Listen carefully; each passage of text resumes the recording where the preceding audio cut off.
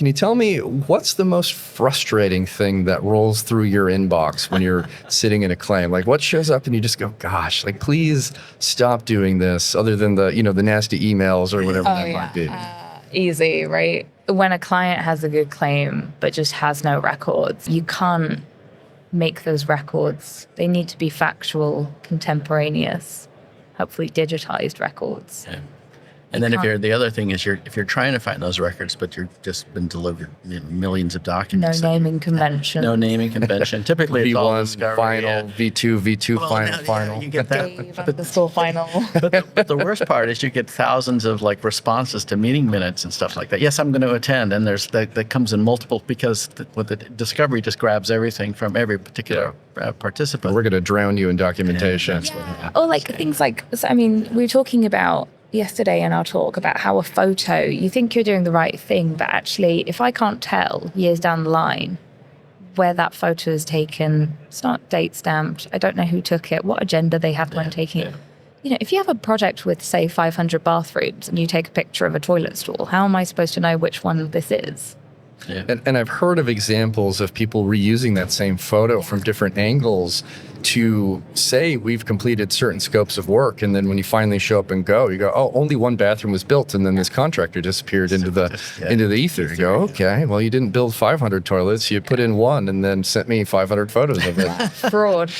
different times of the day. So different people working on it. Yeah, exactly. Different outfits. Take a Hawaiian shirt on. Yeah, it's such a good point though, as far as just making sure that your documentation is thorough enough and credible enough, because it's easy to sidestep and dance around things, especially if you're managing a project in a really remote environment. We had a gentleman who showed up, but they asked the question at the end of our session yesterday. I said, we have a photograph taken of this installation and it failed.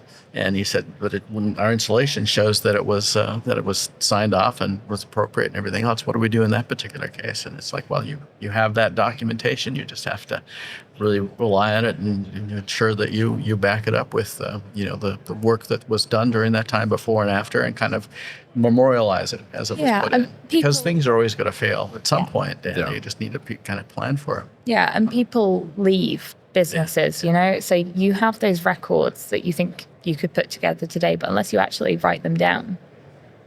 That's true. I mean, the amount of turnover that you might experience in a project, or especially when you're in financial distress, right? Yeah, people are abandoning ship if a project's not going well. And then suddenly everybody goes, well, how was this built and what happened? And every single person that touched that no longer works there. Exactly. You've got a much more challenging request for equitable adjustment to put together, which is kind of where I was sitting when I was in that world, where those project managers and executive team had all left the company because that project had either ended or we had to drop tools and things changed.